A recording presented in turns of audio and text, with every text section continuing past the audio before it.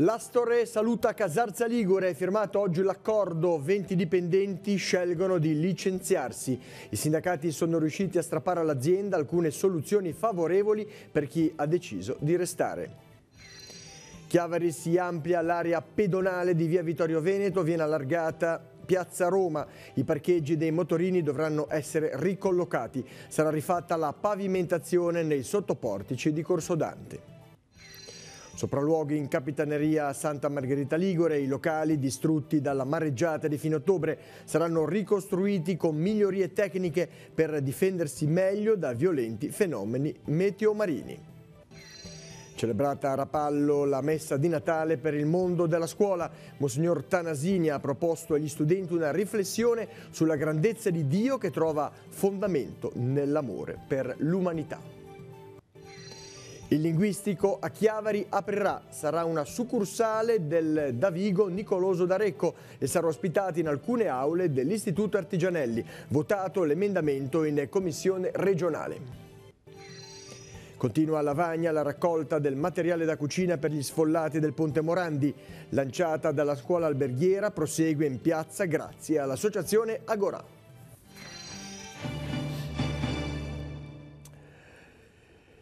Buonasera a tutti gentili telespettatori e benvenuti nei nostri studi. È un giorno triste per quanto riguarda il nostro Tigullio. Con l'accordo firmato oggi in Astore viene di fatto sancita la chiusura dell'azienda di Casarza Ligure. Numerose le persone licenziate in cerca di un nuovo lavoro. I sindacati sono riusciti a strappare all'azienda alcune soluzioni favorevoli per i dipendenti che hanno accettato di andare a casella. L'intervista. Partiamo dal primo dato, una nota dolente purtroppo, un'altra azienda che chiude sul territorio, così l'Astore. Sì, purtroppo l'azienda chiude e si trasferisce a Casella. Abbiamo fatto una battaglia, devo dire, riconoscere al territorio, alla politica, anche al Vescovo, a tutti di esserci stati molto vicino. Non abbiamo avuto alternativa perché l'azienda purtroppo ha fatto questa scelta che per lei è stata irrinunciabile, ovvero di trasferire tutta l'azienda di Casarza a Casella. Per noi è un errore, crediamo che siano una sorta di licenziamento camuffato, era la migliore di tutto il gruppo Casarza, ma l'azienda ha voluto fare questo tipo di scelta. 45 dipendenti, quanti alla fine si sono licenziati? Almeno una ventina di lavoratori scelgono di non trasferirsi a Casella, questo perché, come dicevamo, è difficile se non impossibile coniugare la vita quotidiana e riuscire anche a sobbarcarsi oltre 150 km al giorno di viaggio. Veniamo all'accordo firmato oggi, alcuni aspetti positivi ci sono, avete lavorato su questo, veniamo appunto a questi aspetti, quali sono? L'utilizzo per almeno 6 anni di autovetture a disposizione di un equipaggio di lavoratori, formato da 4 ovviamente lavoratori per auto, più la sterilizzazione per sempre di quelle che sono le spese di trasporto. Superati questi 6 anni. C'è una buona uscita per coloro che scelgono di andare via. C'è chi ha deciso di trasferirsi a Genova? Ci sono anche 3-4 lavoratori che hanno deciso di trasferirsi a Casella. È chiaro che è una scelta di vita, è chiaro che da qui ai prossimi anni tutti insieme dovremo mantenere alta l'attenzione per quello che è il sito di Casella. Ci sono circa lì 300 lavoratori su Casella, non vorremmo che il vero progetto dell'azienda sia quello poi di trasferire, come stanno facendo anche altri, tutto all'estero. Chiavari riqualificherà il tratto finale di Corso Dante all'imbocco di via Vittorio Veneto e allargherà l'area subito accanto di Piazza Roma. La Giunta investe sulla pedonalizzazione perdendo alcuni posti auto e una sessantina di stalli per i motorini che dovranno quindi essere ricollocati. Prevista anche la riqualificazione del pavimento dei sottoportici di Corso Dante. Il costo dell'opera 400.000 euro di risorse comunali. All'inizio del 2019 si aprirà la gara per l'assegnazione dei lavori. Il cantiere durerà 6 mesi e dovrebbe concludersi entro la fine del prossimo anno. Le interviste le vediamo insieme.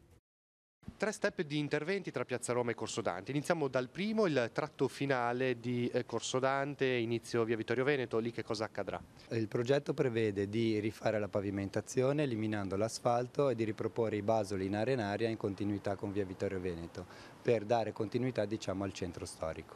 C'è poi un altro intervento simile in Piazza Roma, dove? In Piazza Roma, sempre lato nord, amplieremo la pavimentazione in porfido, sostituendo il posto dove ora ci sono le auto e verrà pavimentato come zona pedonale. Poi la pavimentazione di Corso Dante anche vedrà un grande intervento, in quale modo e dove? Tutti i sottoportici di Corso Dante lato nord verranno restaurati e recuperati laddove possibile e rinnovati invece dove il degrado ormai non rende più possibile un intervento di manutenzione. Il degrado era elevato? Il degrado era elevato, in certi punti dovremo rifarle completamente perché tra il passaggio e l'incura degli ultimi anni non si può fare diversamente. La sovrintendenza vi ha dato l'ok? La sovrintendenza ci ha dato l'ok, abbiamo trattato gli immobili come beni monumentali, quindi abbiamo fatto tutti i passaggi necessari concordando con loro le modalità di intervento. I commercianti avranno dei disagi? Inevitabilmente avranno dei disagi, però anche in fase di progettazione abbiamo previsto un cronoprogramma per fare in modo di ridurre al minimo i disagi per tutti. Da dove si parte? Partiremo dalla pavimentazione di tratto terminale Corso Dante. Per quanto riguarda il traffico e anche i parcheggi che verranno meno nelle zone dove lavorerete, c'è uno studio in corso? C'è uno studio in corso, non tanto sui parcheggi su Piazza Roma perché sono veramente pochi e quindi l'impatto sarà minimo. Un po' più complesso è un ragionamento che l'amministrazione sta facendo sul reperimento di parcheggi per i motorini che oggi in maniera abbastanza selvaggia parcheggiano in quel primo tratto che sarà proprio oggetto di pavimentazione. Dove potrebbero essere spostati? Stiamo ragionando nelle aree limitrofe da Via Entella o altre zone adiacenti in modo comunque da poter garantire una dotazione corretta anche di questa tipologia di stalli. Sopralluogo questa mattina da parte del sindaco di Santa Margherita Ligure Paolo Donadoni e del direttore del servizio idrico Ireti Giovanni Gnocchi al depuratore di Punta Pedale, uno dei 3 grandi danni che Santa Margherita Ligure ha subito dalla mareggiata dello scorso 29 di ottobre. Il ripristino della piena funzionalità dell'impianto che serve Santa Margherita e Portofino è previsto per la prossima primavera. Saranno necessari quasi 6 milioni di euro per ripristinare sia le parti interne che quelle esterne sul mare a difesa della struttura. I nostri tecnici sono al lavoro per ottimizzare i tempi e riportare l'impianto alla piena funzionalità prima dell'inizio della stagione estiva. Così ha dichiarato Gnocchi. Attualmente l'impianto è in funzione con tutte le fasi di pretrattamento e con il pompaggio a mare tramite la condotta di esercizio. Tale procedimento è comunque sufficiente per non arrecare inquinamento. Sono in corso i lavori di bonifica e di pulizia all'interno dell'impianto per la riparazione o la sostituzione delle apparecchiature danneggiate. Per quanto riguarda la scogliera di protezione, per il suo ripristino è prevista una prima fase che sarà completata entro febbraio con la realizzazione di un nucleo che costituirà una difesa provvisoria in attesa del ripristino definitivo che necessita di una complessa progettazione. Sopralluogo tecnico alla Capitaneria di Porto di Santa Margherita Ligure distrutta dalla mareggiata di fine ottobre. I locali saranno ricostruiti. L'obiettivo è di apportare migliorie affinché possano resistere a violenti fenomeni meteo marini. Su questo e sulla situazione in generale nel Tigullio occidentale abbiamo intervistato il comandante Piras. Lo ascoltiamo. La Capitaneria di Porto in che situazione è? Ancora distrutta? State pensando di riprogettarla? Attualmente il piano terra, che era quello che ospitava gli uffici, è totalmente inagibile, ma sono già in corso le opere di progettazione della nuova sede, intesa come opera di messa in sicurezza e potenziamento della sicurezza della stessa, in maniera tale che i locali siano non soltanto confortevoli, ma soprattutto più sicuri nel momento in cui si dovesse verificare un evento analogo. Ad esempio, cosa vorreste cambiare? Sicuramente il rafforzamento della parte di via Ammiraglio Canevolo, quindi la parte più esposta al mare. Si sta pensando appunto di far sì che la stessa sia più resistente, diciamo così, all'impeto delle onde e che quindi sia meno vulnerabile nel momento in cui si verifichino condizioni meteo marine avverse. Santa Margherita Ligure c'è ancora un peschereccio di 16 metri sott'acqua, lì come intendete procedere? Il proprietario del peschereccio stesso ha già presentato un piano di rimozione che stiamo vagliando proprio in queste ore e l'obiettivo appunto è quello di portarlo via quanto prima, rimuoverlo quanto prima in sicurezza al fine di poter poi restituire anche quello specchio acqua alla piena fruibilità da parte del ceto peschereccio stesso. Quanto ci vorrà più o meno? Ma stimiamo circa 15 giorni. Come procede la rimozione delle barche a rapallo? Quanti relitti ancora restano da portare via?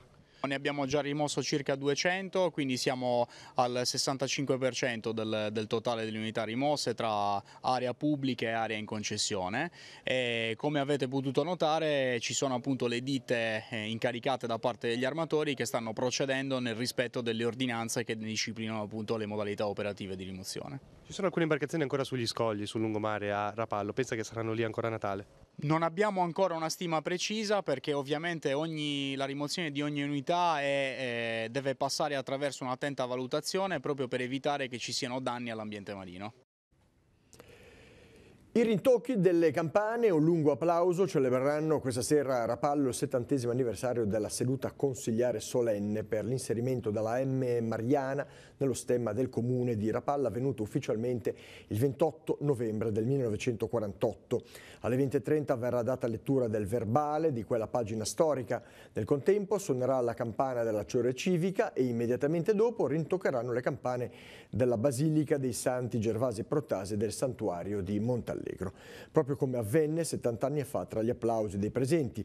L'idea di ricordare e celebrare quella storica e importante ricorrenza per la città prima dell'inizio dei lavori consigliari di questa sera è stata presentata dal Circolo della Pulce, lo stesso che nell'occasione farà dono al comune di uno stemma realizzato in pizzo al tombolo dalle mani delle merlettaie, custodi di una delle più antiche tradizioni locali. Ed è una tradizione ormai consolidata che il vescovo di Chiavari nel cammino di Avvento incontri il mondo della scuola per celebrare l'Eucaristia e anticipare gli auguri natalizi. Quest'anno la messa è stata celebrata nella Basilica dei Santi Gervasio e Protasio a Rapallo. Vediamo.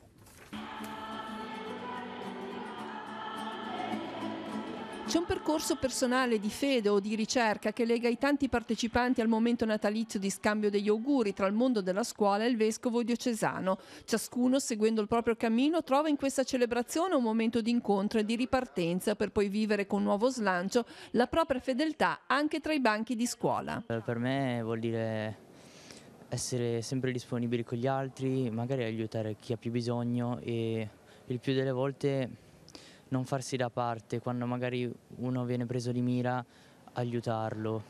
Per alcuni il cammino si concretizza anche all'interno della propria parrocchia di appartenenza, al servizio dei bambini più piccoli. Aiutare i bambini, i ragazzi che fanno catechismo è un'esperienza sia bellissima che ti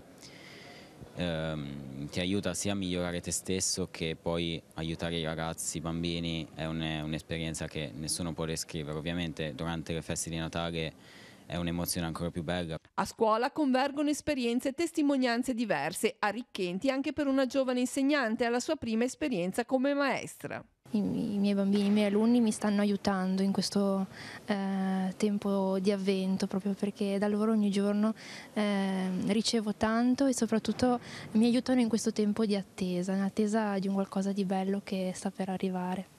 Il vescovo Alberto Tanasini ha concentrato la riflessione sulla pagina letta e meditata in cui si esalta la grandezza di Dio, creatore del cielo e della terra. Una lettura che potrebbe sembrare in antitesi con quella data dalla scienza, ma che in realtà, ha spiegato il vescovo, trova la radice comune nell'amore di Dio, che per essere vicino a ciascuno manda il suo figlio unigenito nel mondo. Quel grande amore, per essere così grande, ha voluto essere vicino a noi, venire tra di noi.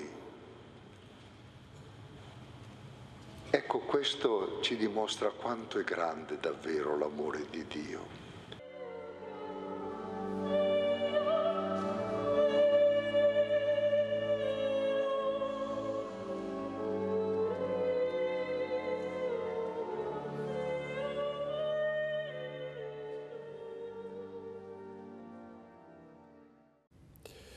Ora un'importante notizia, il liceo linguistico a Chiavari aprirà.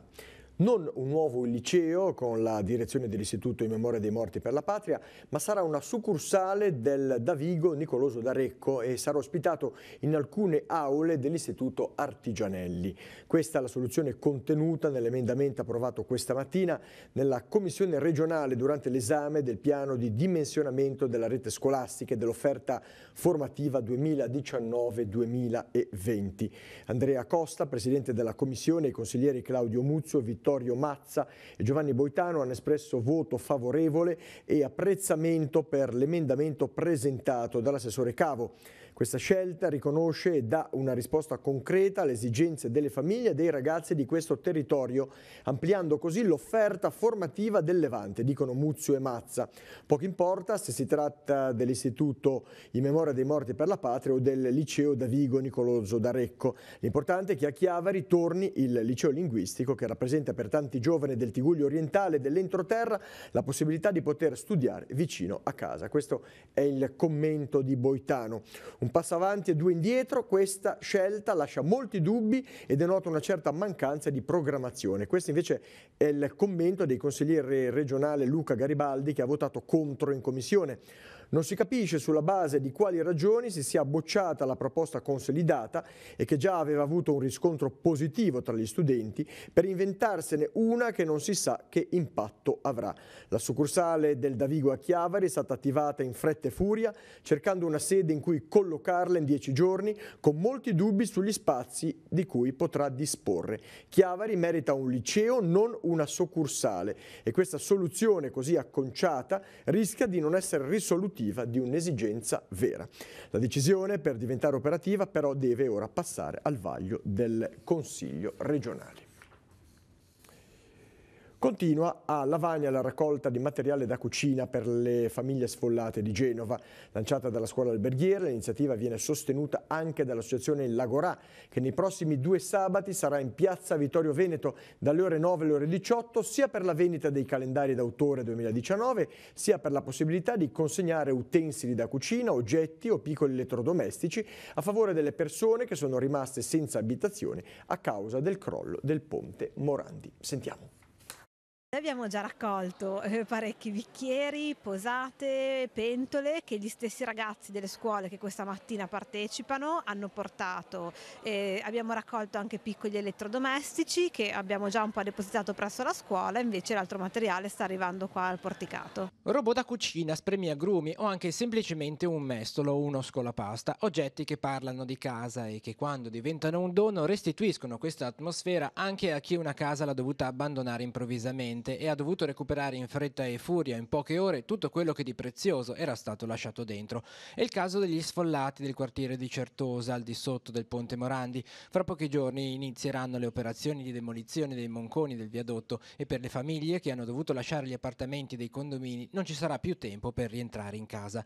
Per loro è stata pensata la raccolta di materiali da cucina portata avanti dalla scuola alberghiera di Lavagna, che continuerà nei prossimi 2 sabati grazie alla collaborazione con l'associazione Lagorà. La raccolta di questi oggetti continuerà anche il sabato 15 e il sabato successivo in un banchetto che l'associazione Agorà di Lavagna avrà nella piazza del mercato, dove venderanno i loro calendari e continueranno a raccogliere materiale che poi noi appunto porteremo all'ufficio del coordinamento di Genova che gestisce il materiale per le persone che hanno perso la casa. L'iniziativa ha visto subito in campo i ragazzi della scuola alberghiera di Lavagna, che già in occasione dell'aperitivo di beneficenza tenutosi sotto le volte del porticato Brignardello, dopo la gara di Pesto al Mortaio dedicata alla memoria di Denis Alujai, hanno raccolto vario materiale e si occuperanno prima di Natale di consegnare il tutto al centro di raccolta per gli aiuti agli sfollati del comune di Genova. Noi pensiamo di fare già un primo viaggio la prossima settimana in maniera tale che le persone possano avere già questo materiale prima del Natale nelle loro case.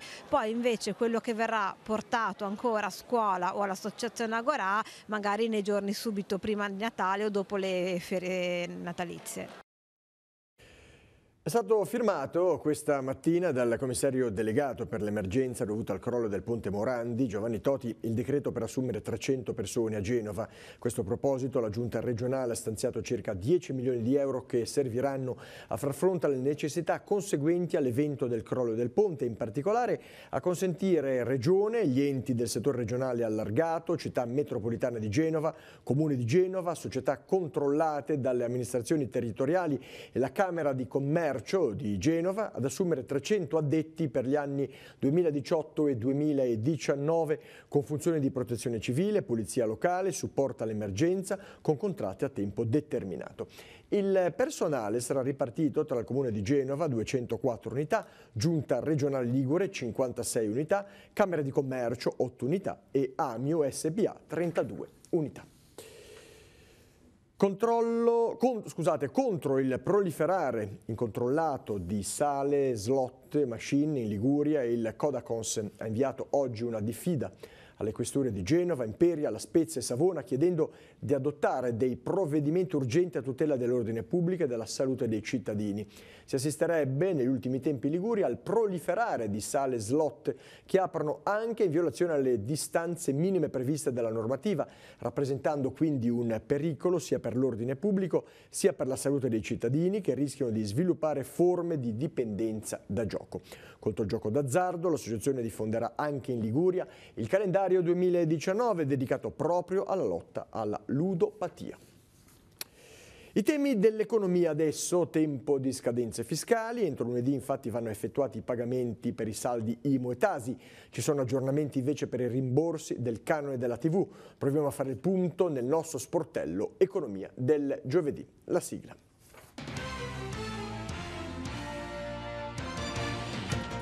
L'Agenzia delle Entrate ricorda a coloro che avessero pagato il canone TV non dovuto in bolletta che è possibile chiedere il rimborso direttamente online con apposito modello o in alternativa spedendo la richiesta tramite raccomandata con ricevuta di ritorno. Il modello deve essere presentato esclusivamente dai titolari di utenza di fornitura di energia elettrica o relativi eredi. Nell'istanza di rimborso deve essere indicato anche il motivo della richiesta, scegliendo una delle seguenti causali: il richiedente, un altro componente della famiglia anagrafica ha più di 75 anni e il reddito complessivo familiare non superiore ai 6.713 euro.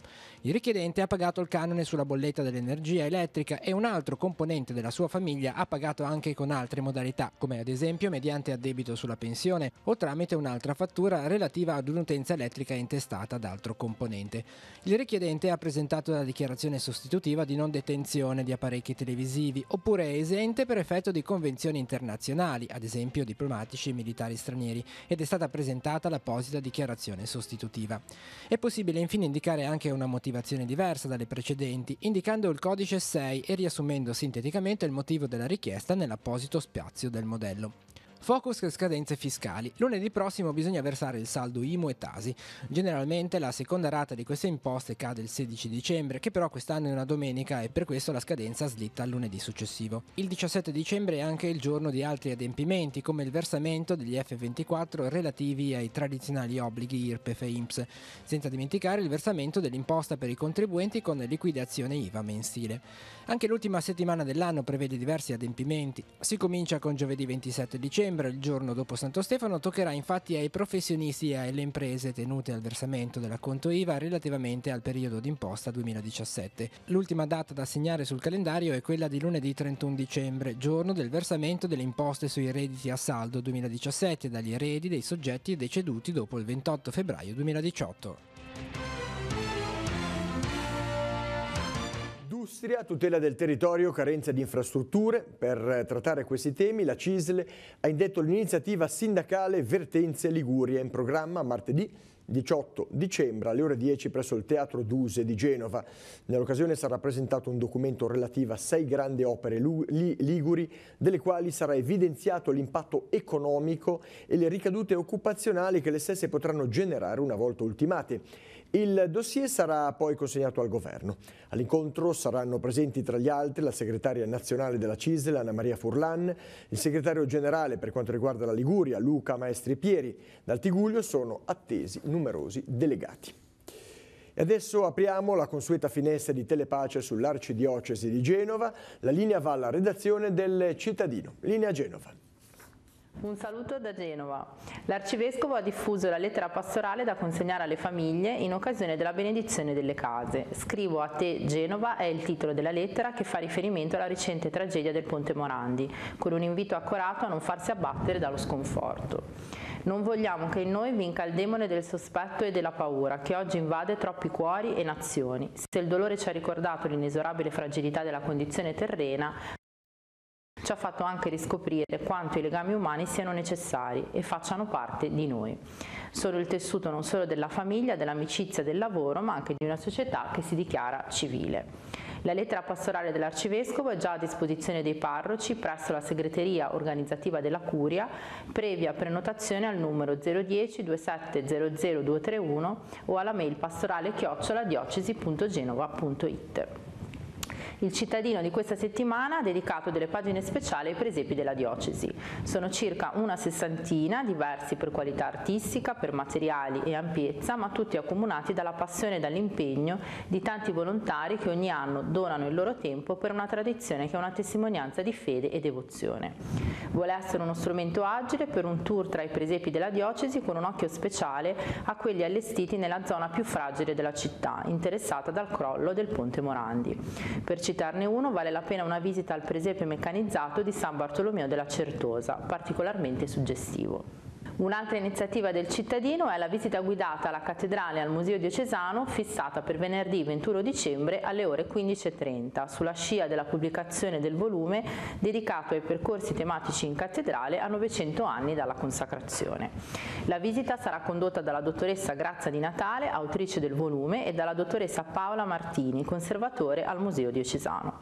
Al termine un brindisi natalizio. Per informazioni sul costo e per prenotarsi per la visita è necessario contattare il cittadino al numero 010 570 4389 oppure via mail a info@ilcittadino.ge.it. Da Genova è tutto, restituisco la linea a Chiavari. Grazie, torniamo in studio. Uno straniero di 47 anni è stato denunciato in stato di libertà per guida in stato di ebbrezza. L'uomo è stato fermato dai carabinieri di Sesti Levante, sottoposto a test alcolemico. Risultato: avere un tasso pari a 1,77 grammi per litro. Gli è stata ritirata la patente di guida. I titolari della pista di pattinaggio in piazza Fenice a Chiavari avvisano che non è in corso alcuna raccolta fondi per una manifestazione da loro organizzata. Da qualche giorno è stato segnalato una persona che andrebbe in giro per i negozi del centro città chiedendo soldi per un evento organizzato sulla pista di pattinaggio per un bambino disabile che avrebbe bisogno di una nuova carrozzina. La cosa è assolutamente falsa, conferma il gestore Moreno Gerardi, che invita, in caso fosse stato avvistato, di denunciarlo quanto truffatore alle forze dell'ordine.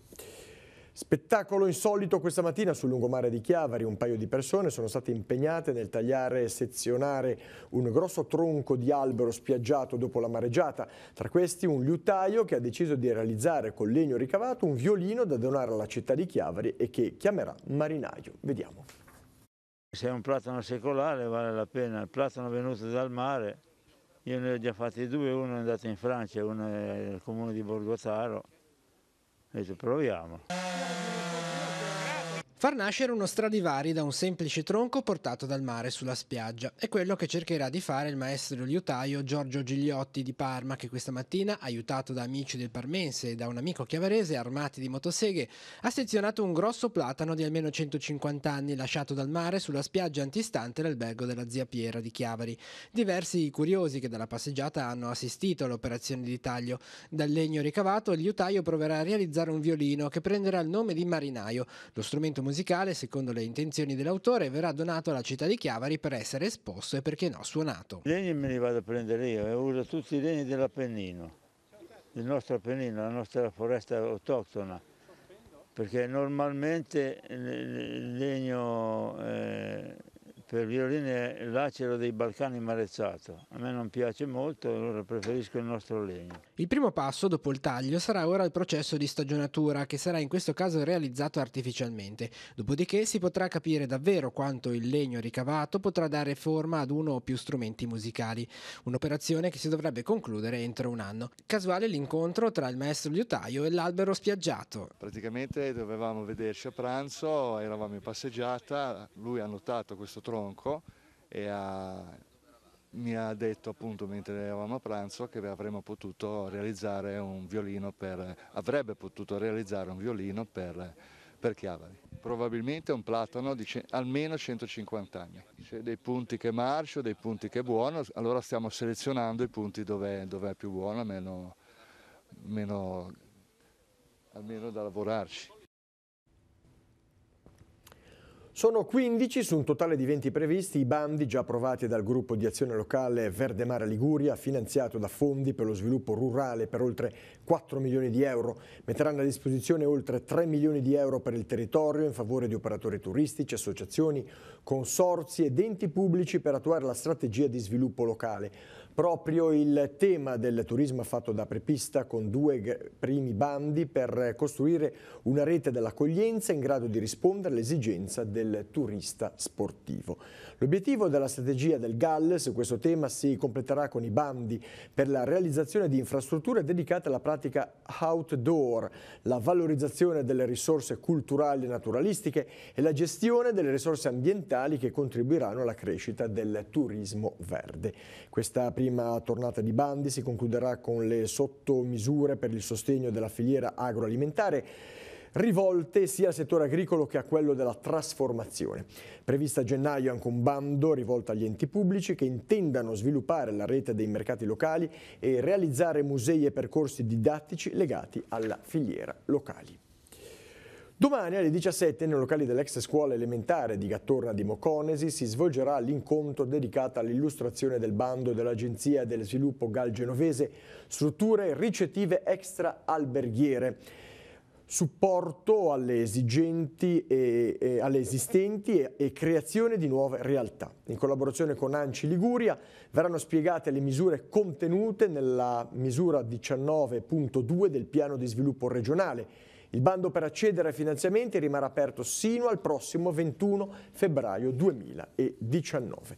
E ora, come di consueto, la scheda degli appuntamenti per la giornata di domani. Prego la regia di mandare in onda la sigla.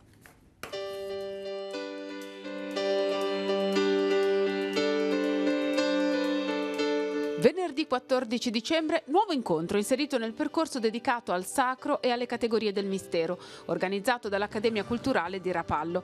Il relatore sarà Giorgio Caralis, che affronterà in particolare alcuni spunti di spiritualità ortodossa. L'inizio alle 16 nella sede di Villa Queirolo.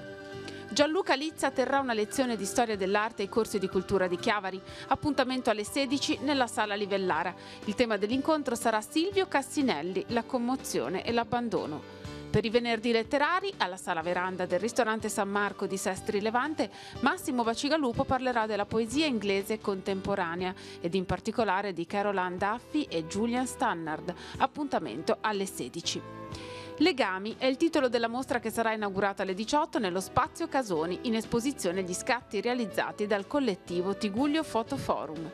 Luca Bizzarri, presidente di Palazzo Ducale, inaugurerà alle 18 la mostra intitolata Quella volta sul ponte, evento dedicato ai ricordi di chi ha una storia da raccontare legata al ponte Morandi a 4 mesi dal tragico crollo. Appuntamento a Palazzo Ducale. Alle 21 all'Auditorium San Francesco di Chiavari avrà inizio lo spettacolo di cabaret dal titolo Di tutto su tutto per tutti in compagnia di Graziano Salvadori.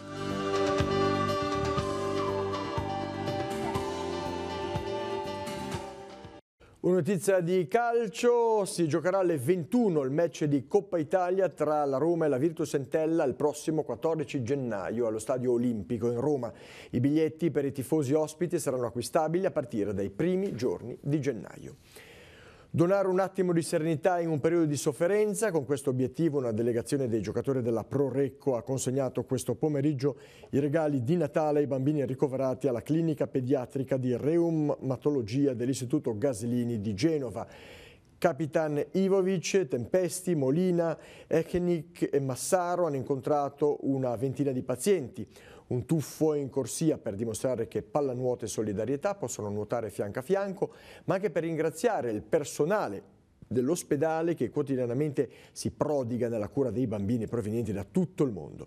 La visita di oggi è solo il primo tempo di una partita che i campioni biancocelesti sperano di proseguire presto in piscina insieme ai piccoli degenti e ai loro familiari, questa volta però a bordo vasca. Con questa notizia termina il giornale, anche per questa sera. Il prossimo appuntamento è come sempre rinnovato a domani alle ore 12:45 con il TG13. Vi ringrazio per essere stati con noi e vi auguro una buona serata con i programmi della nostra rete. Arrivederci.